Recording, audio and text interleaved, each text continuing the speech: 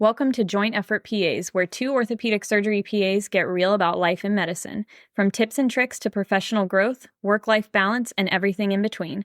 We're here to share what we've learned and what we're still figuring out. Let's get into it.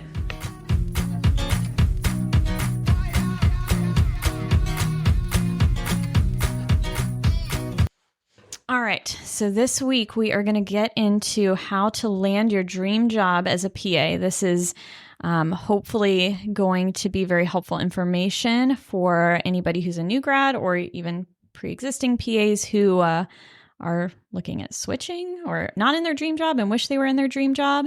And we wanted to do something very relevant because this upcoming week is PA week. Yes. So yes, PA week is tomorrow, October 6th through the 12th. So it's usually the first week in October and it always catches me by surprise. I'm not going to lie. Yeah. Well, it is always the week of my birthday, which is nice too. I co-celebrate PA week and my birthday the same week. So it's just like I get like all of this celebrating. Yeah, I feel like anything that happens in the beginning of the month, I feel like it always catches me by surprise because there's no like lead up to it. You know what I mean? But I think last month there was an APP appreciation week. There was, and I had no idea that even existed. Yeah, I don't acknowledge that because within APP, you've got PA week. In November, there's nurse practitioner week. Yeah. Right? Medical assistant week is a couple weeks after PA week. So I feel like, I don't know. I don't. Yeah. Do you need? Not that I don't think people need recognition. It's just, I'm just going to stick to the 1 week. Yeah. It gets excessive at some point. You can't do things for all of them. Yeah. But it does, I like kind of reflecting on, the PA profession and just in general, we're pretty awesome. So this episode today, we're going to talk about how to land your dream job. So I do meet PAs, talk to PAs, have coworkers that, have gone through other jobs. And I hope that we can provide some really good steps and some really good advice.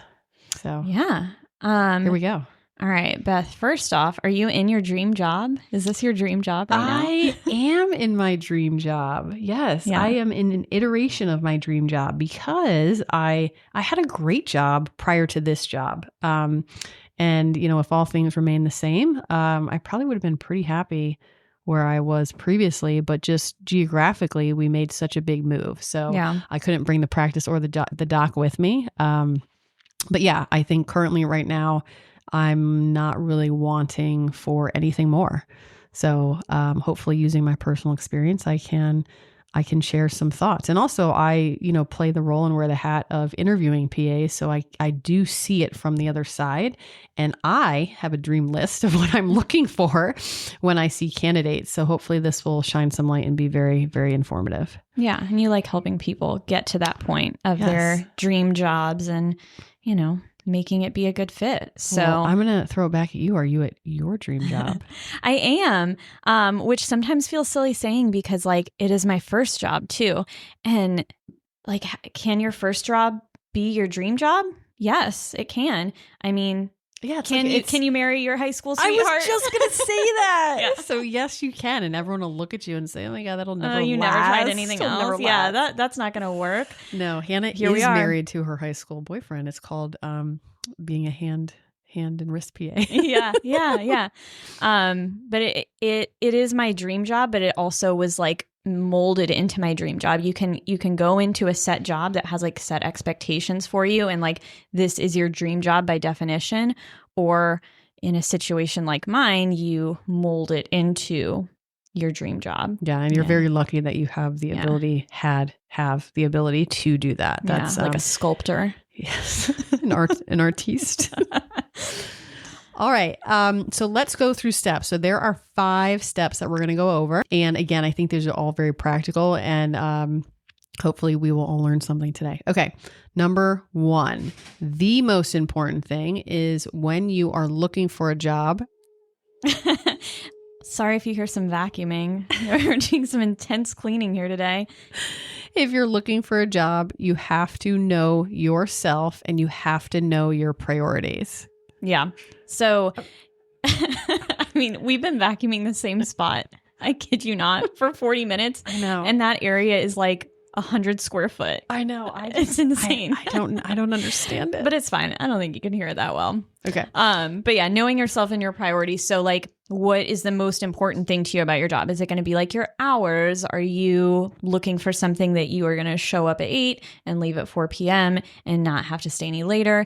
Is it that you want it to be like convenient to where you live or your kids' schools or something? Do you want to take call, not want to take call? Do you want do you want high salary? Yeah, right. Is it, work-life balance, or is it all about the money? Do you want to work for a hospital system, or do you want to work for a private practice? If your dream job is sports medicine ortho, but the job available is foot and ankle, like, is that a concession? So Hannah, talk a little bit about, because you've got an interesting story about how you started and where you ended up. Yeah. Well, I think I kind of like started into my job, so to speak, from my last rotation in PA school. Although I kind of always knew I was going to end up working here. Ironically, I don't even know that I have a resume. I don't think I ever sent you a resume. You definitely did. Yeah, I did? You did? Okay. Yeah. Well, I knew it because I lived half of it. But you were my resume. No, you definitely did. But specifically, so I don't think would have been happy or would have thrived long term in what we had at the time was an urgent care setting. I thought I wanted it, or like I thought that was going to be enough. Yeah. And I think yours was more of a stepping stone. So the available job at the time was an urgent care job, which is very different from what you're doing now. So at the time it was, 12 hours, 3 days a week. And then it kind of turned into that 2 days a week plus another, couple days doing OR stuff. And then again, like you just stood out and the job found you. Yeah. But that is also like, you kind of have to start in a place like that, like expectation wise. I mean, sometimes, you are going to come right out and you just find this awesome, perfect job that's set up for you. But a lot of the times you are going to have to, I don't want to say like make a concession for it, but like, I mean, when you first come out, it's just like with any job, like you can't go in with the expectation that you're going to have everything you want. You have to like prove yourself and build up from that. And urgent care and jobs like that are a good foundational job, I feel like. Yeah. Having worked in urgent care for a year and a half, whatever I did with that, like it was helpful for what I do now. Yeah, I mean, it's a good stepping stone to something else. I think though, like finding your dream job is also like finding your dream house, right? So if you're looking at a house, you want, 2,500 square feet and a fenced in backyard on a cul-de-sac. But what if you get that house without the fenced in backyard and it's not in a cul-de-sac? Like what are your concessions? You have to kind of prioritize. Yeah. If your distance from work is like the number one, then maybe that job that fits that mold has after hours call. Like, is that okay? Is that a good compromise for you? Or maybe that job is not your dream salary, but is there room for growth? And I think a lot of PAs coming out of school or a lot of PAs that have some experience, unfortunately, I think the number one is salary. And yes, I mean, that catches my eye if I'm looking for a job. It's important. But I think more than that, you have to think of all the other things. So yeah, I think the number one piece of advice from that is know yourself and what is your non-negotiable. I've interviewed some PAs that say the words like, I want to be an orthopedic surgical PA, but also at the same time, do not want to work past 5, do not want to take calls after hours, do not want to work harder to arrange a schedule when more stuff needs to be done. So you have to understand if you're capable of doing certain things, great. But if you will not do those things, then maybe that's not the right field for you. Yeah. My question to that person would be like, well, why do you want that job? Then like, what is it because you think it's cool? Like, well, that's the thing. I think it's the sound of it or the, I don't know what the word is, but you kind of build it up in your head that is what I want, but then it's reality. Maybe that's not what's best for you. You can't do the cool thing and not put in the work. Like you can't be the star basketball player on your team without like working your ass off in the off season or whatever. So Hannah, what's your, like from top down, what are your priorities? My work or my job priorities? Like, what do you like about this I'm job? looking at the list and I'm like, I don't know that any of these things were like, oh, I have to have this as a part. Mine was that I wanted my specialty and scope of practice to be a certain thing. I wanted to work in a surgical subspecialty. I really liked hand because of the variety. And as an athletic trainer before, like it's very, there's a mix of sports. There's a mix of, we see peds, we see geriatrics, we see a little bit of everything. I liked the aspect of urgent care where there was a lot of variety. And then there's some subspecialties in orthopedics that don't have a ton of variety. So total joints, you're doing the same two things over and over on repeat. You can get very good and comfortable with those things. Hand and upper extremity is like 1 week to the next, we may not be doing the same surgery twice. Tons of variety. It's very intricate. We get to sit during surgery. That's important. Sometimes that's important. But what's funny though? Like nothing about what you said was salary, which again, those that I interview, it's number one. Like that is usually the number one question. For me, it was never really about that. I wanted to do ortho. I wanted to stay in a private practice because I wanted to kind of evolve and make changes and feel like my voice was important. And then the salary, as long as it was acceptable, I was okay with it. But it just, for me, and again, that might be a generational thing, it just wasn't really about that. I feel like it is a generational thing though, because like I will accept what a salary is if I can live within it, right? Like it has to be at least reasonable. I have to be able to survive off of it. But like I want to be satisfied in my job. I want to enjoy going there and like my job, and the salary is just what I live off of. Yeah. Right? And if we could offer you a very high salary, but you worked in spine, if it didn't have your interest, you'd make the money, but every day would feel hard. And again, I might have to edit that out because spine. And it's fine. Look, it's fine if you like spine is hard. Like it's difficult. I don't know that like that's beyond me. I don't even, but so I'm just adding a bunch of this out. I'm just like I'm digging myself a hole. I know. Long story short, I'm gonna get you right out of that hole. Long story short, know your priorities and really think about what matters to you, because that, good choices equals longevity. Longevity equals happiness. Blah, blah, blah. Yeah. Okay. All right. Number 2. So resume and cover letter. So in the world of AI, and again, when I did mine, non-AI, you need to have a standout, wait for it, cover letter. So the resume, especially for a new grad, it all looks the same. It just does. So you all had rotations. You guys all learned things like that. That's very standard across all resumes that I get. So your cover letter really is your chance to tell your why, or it helps see beyond just a list of, I did my clinical rotation here, I did my undergrad here, here was my GPA, like that. All that matters, don't get me wrong, but everybody has that. Yeah, I was going to say, like, how many out of like all of the stacks of resumes you look at, probably most of them applying to an ortho job had an ortho rotation at some point. Yeah. Like, in fact, I interviewed and hired someone who did an ortho rotation. They went to school in Miami and did an ortho rotation with blah, blah, blah, somebody who, took care of the Olympic snowboarders in Aspen, Colorado. Right. And I was like, oh, that's cool. And when they wanted to negotiate salary, they're like, yeah, but I did this extra rotation. And I was like, as a student, like, that's great. I'm glad that looks better than if you did none, but I don't think you did any more on that than you would have done on any other rotation. Right. Whereas I just hired someone who had like a banging cover letter. Like it was just, that's what got me. Yeah.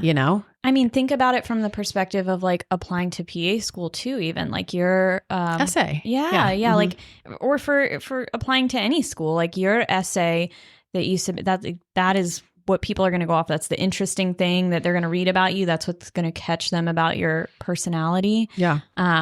Whereas the other stuff is just numbers. Yeah. And it doesn't, okay, I don't say it doesn't matter. It doesn't matter to me. And I don't think it matters much as far as where you went to PA school. Yeah. I think as long as you graduated and you did well in your rotations, then that stands out more. If you did well enough to graduate and pass your boards, like who cares where you went to school? Exactly. As someone asked me a couple of weeks ago, like what, how you decide which school out of, the ones you got accepted to did you end up going to? Spoiler alert, I only got accepted to one, so my decision was easy. But, I still feel like I had some decent advice to share on this in the sense that like, it doesn't matter. I mean, like, I don't know that there's any PA school, like, are there PA schools that you're like, oh, this is a flex that this person? No, in fact, no. So some of them that are Duke or UNC, to be completely honest, when I see those, I'm wondering why Duke and UNC didn't hire them. Yeah. Like if they did all the rotations with them, then why are they still looking for a job? Yeah. So that again, I don't want to say don't put where you went to school on your resume, but it doesn't matter as much as your mom and dad says it does. Yeah. Like, but the resume part, so clinical rotations and what you did before that, keep it concise. I don't want to, read tabs of all the patients you saw and how many HPIs you did and how many, examined patients. Like, okay, I know you did that, but like, give me some standout things. Like I am trained in ultrasound or, something like I did X amount of reductions. I was in the OR, for X amount of cases. Like that stuff is very interesting. And that kind of stands out. What is like the most annoying thing about a resume? Like when you see it, you're like, ugh, red flag. Oh, that's a really good question. I think when all of the important stuff is hidden, like I have to go find it in the resume. So make it easy. Yeah. So for specifically orthopedics, the fact that you were an EMT or an athletic trainer, like I want that right up front because that tells me that you are used to seeing patients, and have been involved, in a similar line of work. When I have to look at it way at the bottom where it says other skills, oh, I'm a certified athletic trainer. I'm like, what the? Yeah. That's a why big would you deal. not put that for up PAs front? and orthopedics? I mean, that I feel like is that's an automatic thing that makes you drawn to them. You're like, ooh, yes. Yeah. trainer. So that for orthopedics, that is, yes, because they see things a little bit more, than the run of the mill, PA. So the things that also, turn me off is the intro statement that says, like to find a stable job close to my house. Like I've literally seen that. And I'm like, really? What? Yeah. So this is just a placeholder job. for you. Yeah. I don't want to hire people that just want a job. Yeah. Or if they hand in the resume that has some other specialty, like I know that you've changed that a couple of times. So I'm kind of, I don't even read those, only pass. Yeah. How do you feel about people like changing, this is like a little bit of a tangent, but changing specialties frequently? Like I know we're, as a PA profession, like that's a draw to it. That's supposed to be a positive thing about it. You can change specialties whenever you want to. But I did hire someone that had background in GI, actually, a PA and a nurse practitioner. So I think, the learning point there is when they come in for the interview, like, hey, I took this job because I had a really good rotation and I liked the preceptor. And once I got into it, I just didn't have any interest in it. Yeah. Like versus someone who says, I got tired and I want to try something new. Like, because that tells me you're going to get tired in 2 years and want to leave this job. Yeah. Yeah. And I think too, like going back to the first job out of school thing, like you're not always you may not know just based on your year of rotations you did what your dream specialty or setup is. I had a close friend in PA school, and I don't know her story like exactly, but I do know she went into cardiothoracic surgery immediately after, and it's just, it wasn't the right setup, I think, from like a mentorship perspective and everything. And she always seemed to me somebody that like would excel in ortho. And she's in ortho now and loves it. But like, I mean, that's a very those are not similar specialties, but you have to find. Yeah. But I think if that person comes in and they say like, hey, I really like procedures, like then I get that. Yeah. So I think it's someone who really wants to get, hands-on. I do want to change my answer though to whatever you've asked me before about what bugs you the most about, resumes and stuff.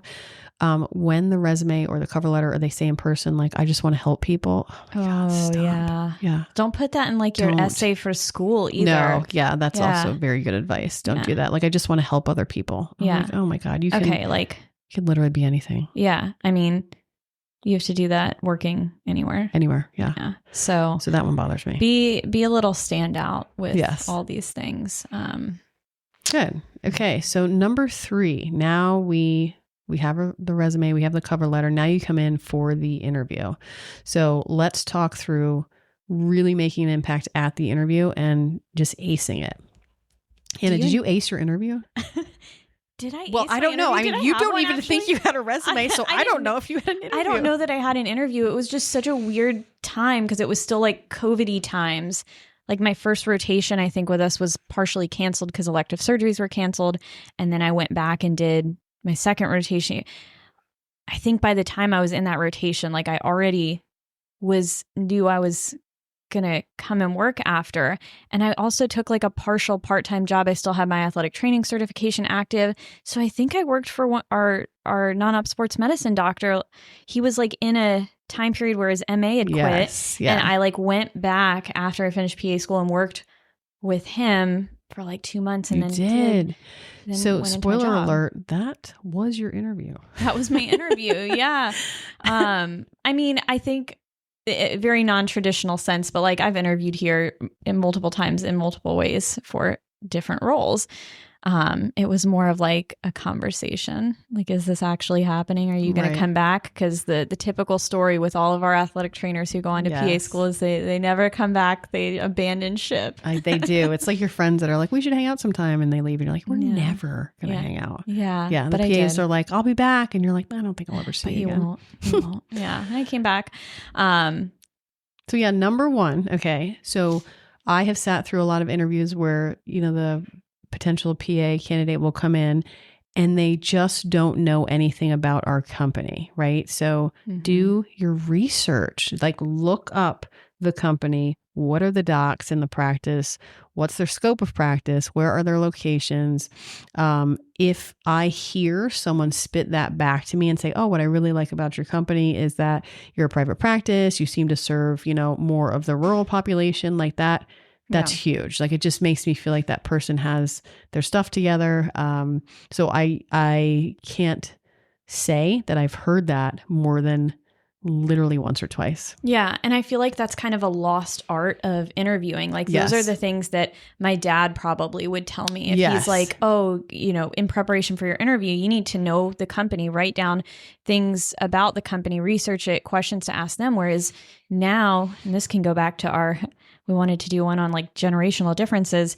Now it's like me, like, what are you guys going to do for me? And give me? Yes. Yeah. So I do recommend though, when you are interviewing, like a great question would be, what does this practice offer that other practices don't? Like get the opinion, but that can also be asked in, why should I choose you? And that's like, those are 2 very different ways of projecting yourself. So I do hear a lot of the latter, which is, what are you going to do for me? Like, what are the things that you do to make my transition easier? I'm like, whoa, hold up. How about, what are you going to do for us? What are you going to do for us? Like, why you instead of the next person coming in an hour after you? Yeah. An interview is not about like, oh, we're, desperate for you specifically and like you have your choice and we would be lucky to have you. It's supposed to be the other way around. Like you're trying to show yourself off to be the chosen one. The chosen one. Yeah. So, I mean, I would love it if an interviewee came in and said, hey, I see that your competitors in the area are, A, B, and C. Like, what do you guys do differently? Or what can you say if I were a patient? Like, why choose your practice? Like, that's all that just, those are deeper level questions that help that person understand, because they are an ambassador for your company. So believing in the mission and the values of the company, I think that needs to be discussed at the interview. Otherwise it's just flat and stale. And, I don't like it when a person comes in for an interview and there's no pen and paper. Like, take some damn notes. Yeah. Yeah. My dad, like, I don't know if I still have it, probably hidden away somewhere, but he never would let me go to any interview without even my PA school interview. And I feel like I interviewed in a time where like this stuff was dead already. Like, technology had entered. Nobody else had one. I felt so stupid. Was it like it was the a little portfolio thing, like a little leather kind of like booklet thing. With a and strap? He was like, you need to have at least 5 resumes printed out, and they need to be on like nice paper that's like kind of thick. Yeah. And I'm like, but they already have my resume. Like, I don't think they're going to ask me to hand it to them because they've already, they've seen it. But I had it. And then your special pen, it was like a little leather. Yeah. I love seeing portfolio. like a little steno notebook. Yeah. I love that. When the page flips, I'm like, oh, they're ready to take some notes. This is good. Yeah. They might be just like scribbling nothing in there, but I don't care. It doesn't matter. It doesn't matter. It's showing that you're engaged and that you're what is it? There's active. Wait, you can hear, but you don't listen. It's active listening when you're actually writing stuff down. So I love that. Do you think that you aced those parts of your interview here? Like, did you research the company coming in extensively? I did. Yeah. So I did. And again, geographically, I made a huge jump as far as where I was and where I am now. So I had moved to the area and taken a job that I know I didn't want. And I know it sounds really stupid, but I wanted to kind of get in the field. And again, I'm going back to our first point. It didn't hit all my points. It was working after hours. It was not location where I wanted it to be, but it was orthopedics. And I said to myself, well, let me just, take this job and we'll see where it goes from there. And the location of where I was going is about 45 minutes away. And there was one that was 5 minutes away. And in my head, I was like, oh, this will just work out over time. Like that's what I will work toward. And then it ended up being just something completely not what I had wanted. So I researched this company and I sent my resume over literally 100 times. And then when I got the interview, I think I nailed it. Yeah. Well, clearly you did. Yeah. Here we are. But I think I nailed it. It's funny though. My first interview at my first job, the doc who I'm fairly good friends with still. So this was like 2007. It's almost 20 years ago. I actually met up with him last summer and he was like, I'll never forget, like your first question at the interview was about like, how much time off do we get? And he goes, I laughed because I worked for him for 8 years. He goes, you never took time off. You didn't even use that. And I don't even know why I asked that. You were probably just like so nervous. And like, what's a question? I don't know. Yeah. So again, that was like it was one of the first jobs I had interviewed for, like in, adult PA life. But why did I ask that question? Yeah. I mean, that's like kind of a red flag question. It is a red flag question. So, that makes me think about as soon as I take the job, like when is my first time I could not be working? Yeah. Yeah. That was so dumb. And he said, it just, at the time, it kind of made me think like, what? And then, historically looking back, he goes, it was like the dumbest thing. Like, why'd you even ask that? You didn't know what else to ask. I don't know. Moment. I didn't have a podcast to tell me what to do. Yeah. Yeah. Now nobody make that mistake. Yeah. Okay? Yeah. But researching the company is huge. Now, common questions, and I'll just fire at you guys some of the things that I ask. So this is like good to get into though, because I feel like this is a struggle for everyone, like how to answer these. Yes. So the obvious one are, what are your strengths and weaknesses, right? And the things I don't want to hear is, I have no weaknesses. You do. Everybody does. Hard. I work too hard. I care too much. Like, stop. But specifically with orthopedics, the strengths would be, I can problem solve really well. I can multitask. I, can work well in a team setting. I work well under pressure. And the weaknesses are, just being honest. Like, I don't know a lot about orthopedics, so my knowledge base is going to be there. So I will disarm people and I will say, so what are your weaknesses in ortho? And I will stop and I'll say, just so you know, I already assume you don't know anything. Yeah. And then they look at me like, oh, that was kind of what I was going to talk about. Yeah. But I'll also ask, like, what were your past experiences that prepared you for an ortho position? And that opens the door to, anything. And it can open up a personal story, or even just something where you felt really stressed out. What would coworkers say about you? That's another one I like. Mm-hmm. What would patients say about you? Mm-hmm. And another really good one that tells me a lot is, how do you handle conflict? Mm-hmm. Like, are you someone that has to address it in the moment?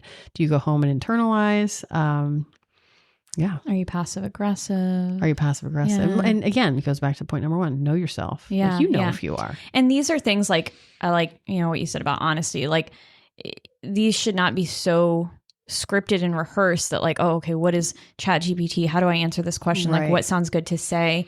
Like, that's not going to give an accurate description of yourself. And also a lot of the times in interviews, I feel like, and I don't interview people, but I feel like people want to just know that you can like think on your feet and like come up with an answer, you know, and not just stall out and be like, oh my God. Yeah.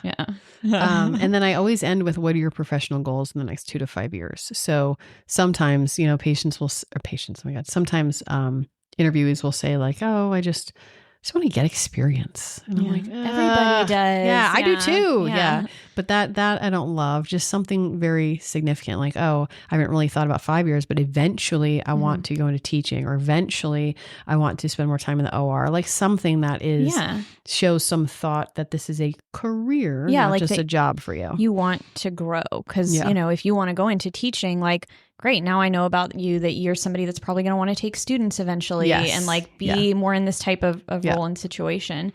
Do you have any like weird interview questions that you ask, you know, like, I don't know, quote unquote fun ones? Yeah. So I will do a situational one. Like I will say, all right, I'm going to give you a situation and just tell me how you would handle it. So for example, and this kind of reminds me of my PA school interview, because I think they did this to me and I was like, what? So for example, like you have 3 patients checking into urgent care. One of them is like a shoulder dislocation. One of them is like crying really loud in the waiting room.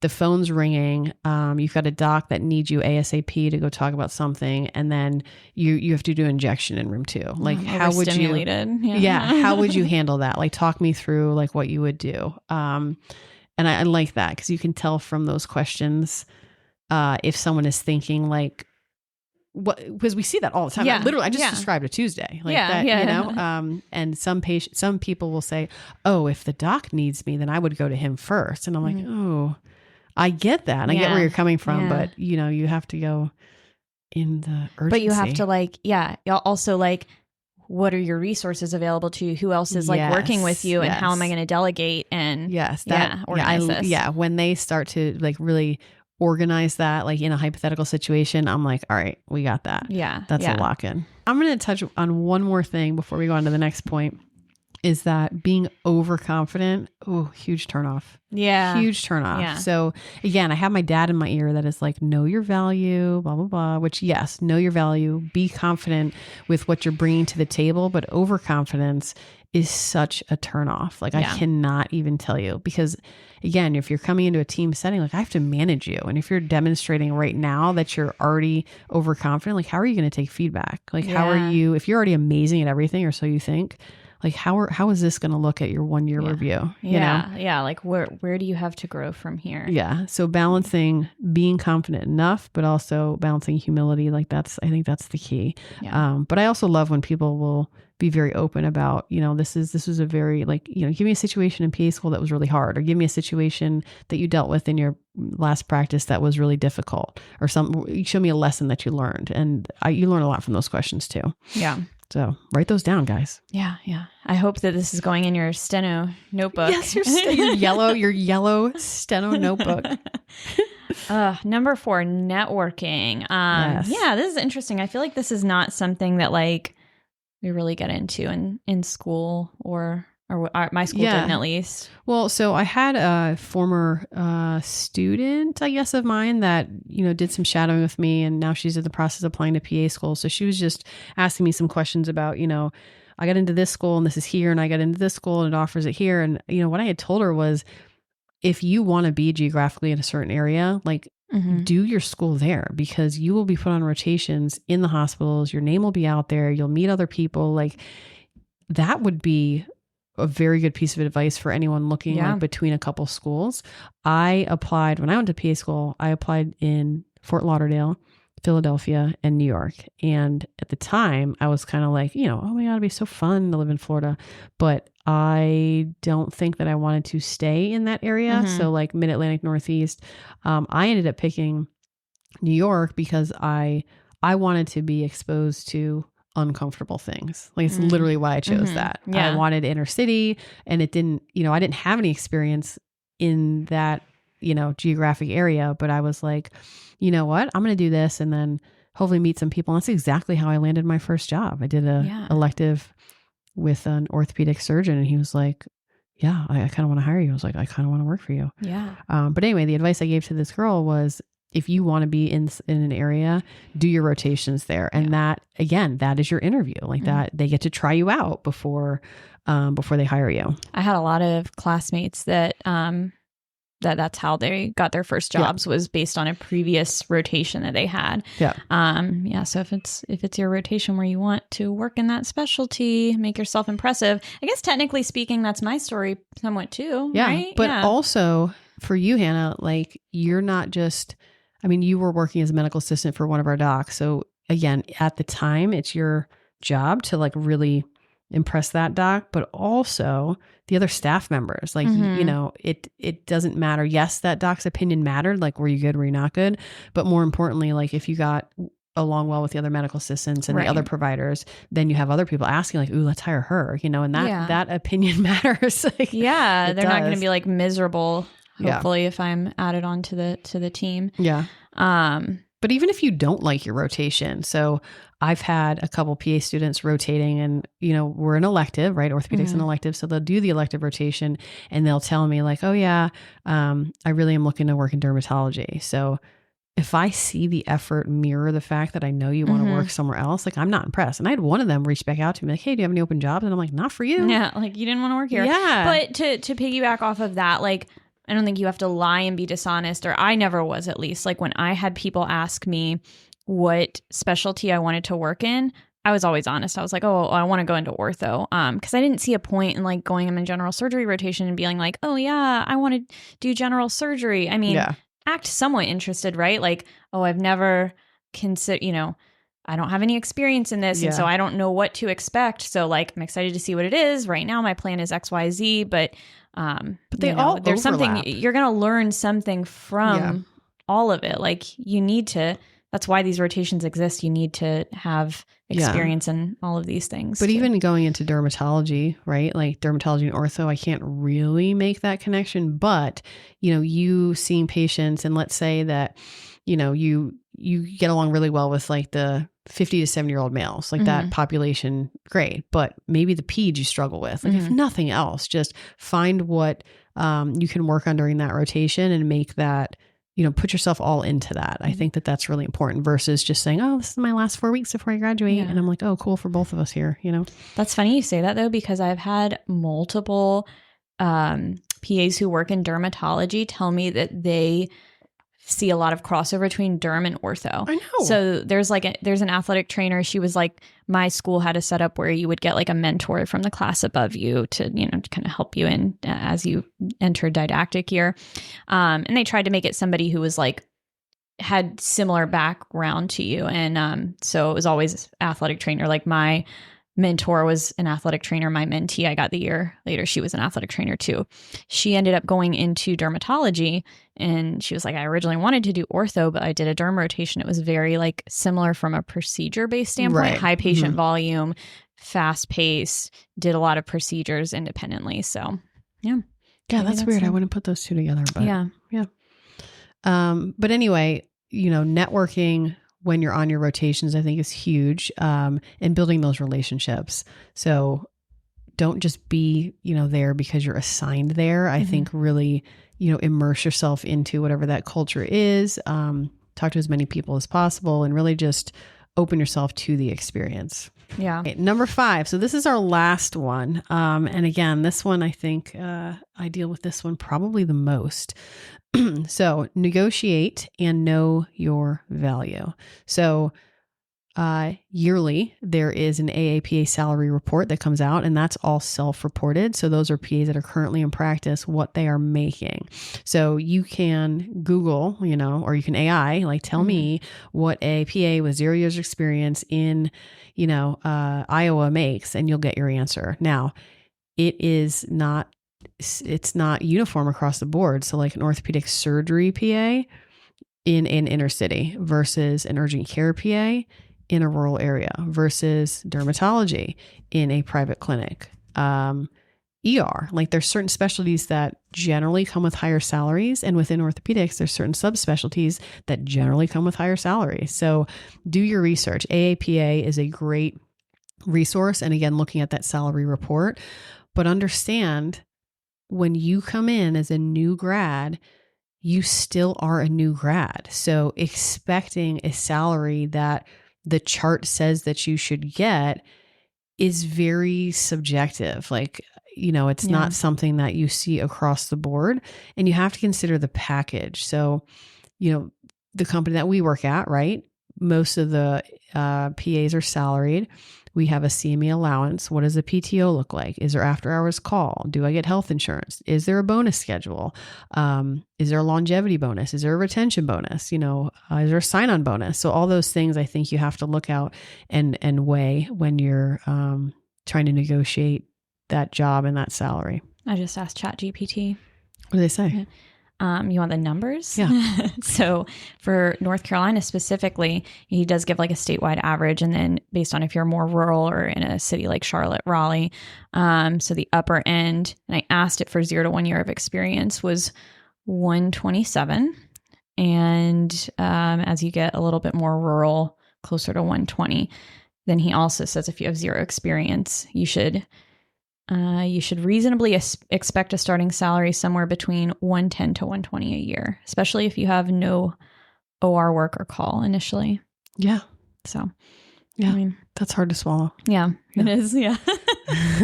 But other things to consider: is it after hours? Is it weekends? Is it 40 hours a week? Is it less than that? Is it 32 hours? Is there potential for overtime? Like all of those things, you guys really have to look at. And the company that is hiring you is investing in you. Like you come off, out of PA school or out of the last job. Like that's great that you did, X amount of rotations, or you did ortho, you did an Aspen, or you didn't. But we're investing in you and developing you as a provider and using you again as an ambassador of our company.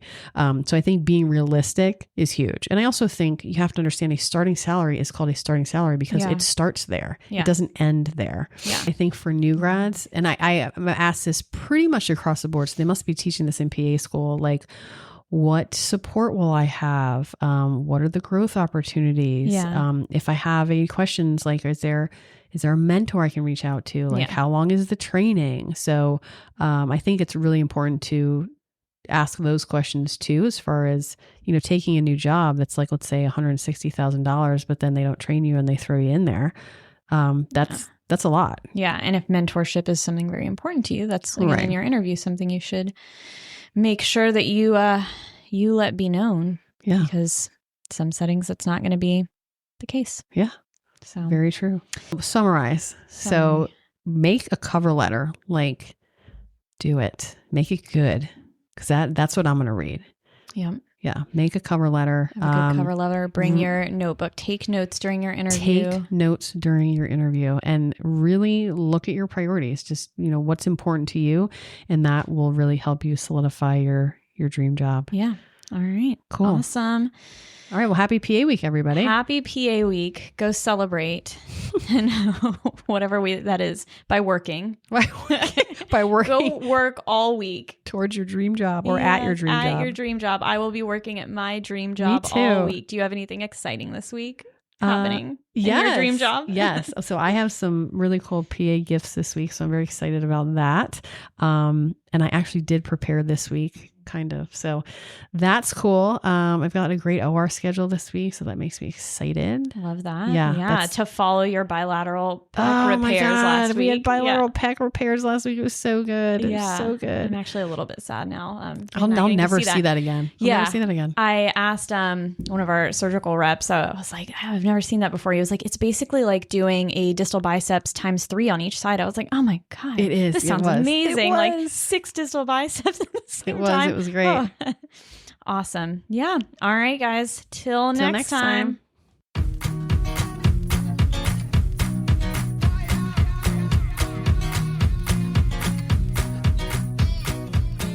Thanks for tuning in to Joint Effort PAs. If you enjoyed this episode, be sure to subscribe, leave a review, and share it with a fellow PA or med-minded friend. You can also follow us on Instagram at Joint Effort PAs for updates and extra content. See you next time.